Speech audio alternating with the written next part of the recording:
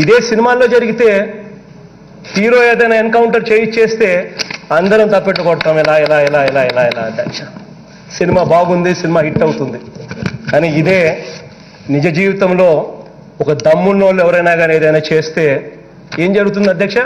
వచ్చి జరిగింది తప్పట, జరిగింది ఇలా జరగకూడదట, ఇలా ఎందుకు చేశారట అని చెప్పి నిలదీస్తా ఉన్న పరిస్థితిని ఇవాళ చూస్తా ఉన్నాం.